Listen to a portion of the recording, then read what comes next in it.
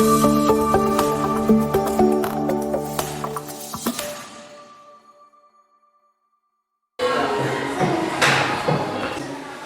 siang anak-anak.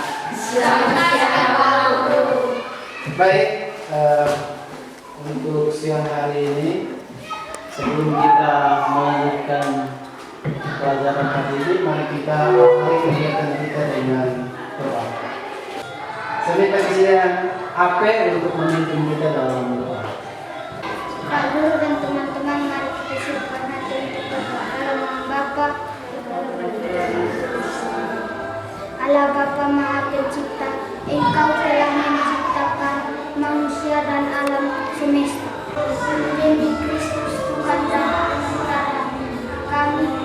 Amin. Dan Bapa. Kita mendalami materi khusus itu yang dikenal dengan nama P5. P5 itu adalah singkatan dari proyek penguatan profil pelajar Pancasila. Profil pelajar Pancasila merupakan bentuk penerjemahan tujuan pendidikan nasional. Profil pelajar Pancasila berperan sebagai referensi utama yang mengarahkan kebijakan-kebijakan pendidikan, termasuk menjadi acuan untuk para pendidik dalam membangun karakter. Jadi kelima ini adalah pendidikan khusus untuk pengembangan karakter siswa. Dimensi dari P5 itu pertama beriman, bertakwa kepada Tuhan Yang Maha Esa dan berakhlak mulia. Kedua, berkebinekaan global, bergotong royong, kreatif, bernalar kritis dan mandiri. Ini dimensi dari P5. Kemudian dimensi-dimensi tadi itu dia memiliki elemen, sub-elemen dan target pencapaian. Untuk hari ini kita mendalami tema khusus yang ini. Temanya adalah gaya hidup berkelanjutan. Dengan topik khusus itu ini tema gaya hidup berkelanjutan. Topik atau subtemanya adalah hijau sekolahku, hijau bumiku. Jadi di sini yang mau diharapkan dari peserta didik itu adalah supaya kita bisa menciptakan sekolah yang hijau. Berarti kita perlu menghijaukan lagi yang belum hijau. Tujuan yang mau dicapai atau target pencapaiannya itu adalah yang pertama itu mewujudkan rasa syukur dengan berinisiatif untuk menyelesaikan permasalahan lingkungan alam sekitarnya dengan mengajukan alternatif solusi dan mulai menerapkan solusi tersebut. Mewujudkan rasa syukur dengan membangun kesadaran peduli lingkungan alam dengan menciptakan dan mengimplementasikan solusi dari permasalahan. Kita pahami dulu arti dari penghijauan. Kita mendalami penghijauan itu dengan menonton sebuah video berkaitan dengan penghijauan.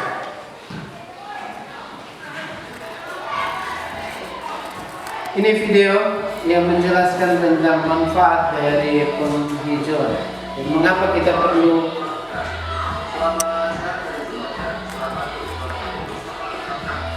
Islam wajib kepramukaan ya tentunya ya. Oke, pada kesempatan siang hari ini nanti kita akan belajar bersama tentang manfaat daripada hewan. Seperti yang ada dari semuanya lihat di depan kakak ini tentunya tanaman-tanaman tentunya nanti adalah salah satunya untuk penghijauan. Ya, penghijauan itu sendiri seperti yang tertera pada dasar Dharma yang kedua itu adalah alam dan kita pahami penghijauan itu. Sebagai seorang anggota bangsa, kita harus mencinta alam. Nah, salah satunya kita mencintai alam kita yaitu dengan cara penghijauan, untuk menanam dan juga terus merawat tanamannya. Oke, mari kita pelajari bersama-sama tentang penghijauan kepramukaan bersama kakak. Tadi kamu sudah nonton video tentang manfaat penghijauan dengan beberapa kesimpulan atau beberapa hal berkaitan dengan penghijauan. Yang pertama, penghijauan adalah kegiatan untuk melestarikan lingkungan agar lingkungan kembali asri dan sehat tanpa adanya pencemaran. Kemudian manfaat dari penghijauan itu sendiri adalah mengurangi polusi, mengurangi partikel debu, sekaligus merupakan pendidikan lingkungan di sekolah, sarana pembelajaran lingkungan sekolah menjadi asri sebagai penghasil oksigen. Lingkungan sekolah menjadi lebih sejuk. Anak-anak untuk memperjelas cara membuat media taman paling subur dan paling cocok untuk segala tanaman, buah, sayur, dan bunga. Mari kita sama-sama menyimak video yang akan kita lihat. Yang Keberhasilan kita menanam itu dimulai dari media tanam. Jika media tanamnya sudah benar, maka 50% mikro yang digunakan oleh tanaman untuk tumbuh menjadi sehat. berikut ini kita akan mengenal jenis-jenis tanaman hias, tanaman bunga yang kita kenal, yang untuk kita tanam di halaman kita, di taman kita, untuk kita hias sekolah kita. Untuk lebih jelas, anak-anak kita sama-sama lihat di layar. Anak-anak lihat toh di layar. Untuk lebih jelas itu bunga-bunga yang nanti kita tanam itu ada di layar. Anak-anak coba perhatikan. Baik anak-anak, setelah anak-anak menonton video, mari kita melihat lebih jelas pada tayangan layar ini. Yang pertama tentang persiapan alat itu, artinya alat yang pertama itu cangkul atau skop, linggis, ember, cutter, palu, dan paku. Itu alat-alat ya. Oke. Yang kedua tentang bahan yang kita siapkan untuk tanaman hias berupa bibit, anakan dan stek, pupuk kandang, bambu dan tiang untuk pagar. Ya, ya. Yang ketiga itu lahan. Dan yang kedua, pengelolaan taman yang kedua itu tips untuk menanam. Yang pertama kita perhatikan waktu dengan pagi atau sore hari. Kemudian bibit, cara menanam yang benar, penggunaan pupuk dan penyiraman awal. Yang berikut yang ketiga itu adalah perawatan. Perawatan berarti kita harus memperhatikan waktu penyiraman, pemberian pupuk, dan penanggulangan hama atau gulma. Tadi kita sudah mendalami tadi penghijauan dari pengertian, terus contoh, manfaat, kemudian dari penjelasan tentang tanaman tadi dari ibu sudah menjelaskan tentang jenis-jenis tanaman hias, kemudian bagaimana menyiapkan lahan, alat dan bahan, serta bibit tanaman supaya bisa ditanam.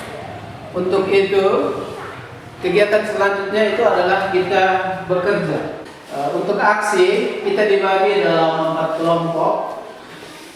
Masing-masing kelompok akan bekerja, dimulai dari mempersiapkan lahan, menyiapkan bibit bunga. Bibit bunga kan dalam bunga itu bisa dalam bentuk bibit, stek, juga ada yang tunas atau anakan. Kemudian untuk menanam perlu juga pupuk. Jadi semuanya itu akan kita terapkan pada saat kita bekerja untuk menanam bunga berkaitan dengan membuat taman sekolah supaya sekolah kita menjadi hijau. Itu untuk aksi sini dibagi dalam 4 kelompok. Nanti dalam kelompok itu didampingi oleh satu guru. Kemudian peserta didik juga harus mempersiapkan alat dan bahan seperti yang tadi sudah dijelaskan oleh Ibu.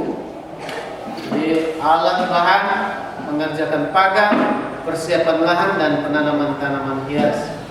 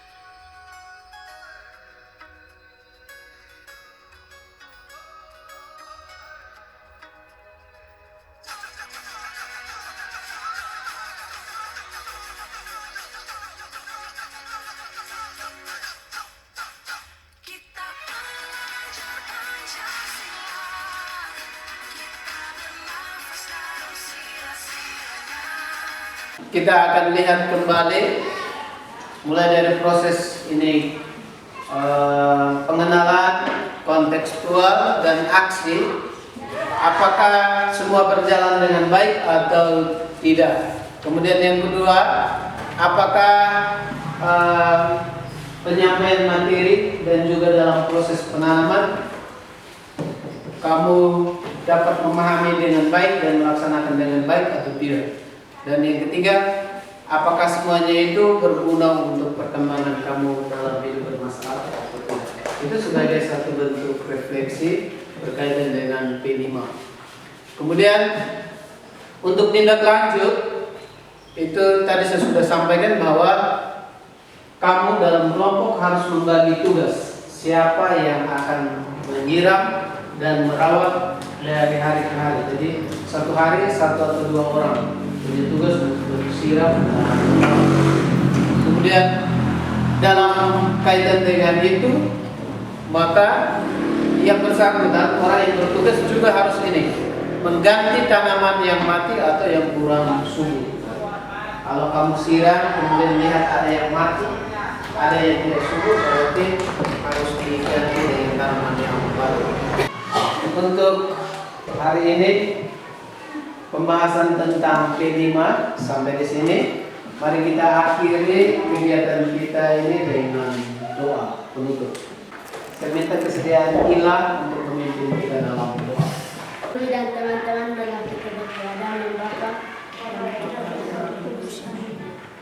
ya Bapa Maha Pencipta, kami bersyukur kepadamu atas kasih demi Kristus Tuhan kami.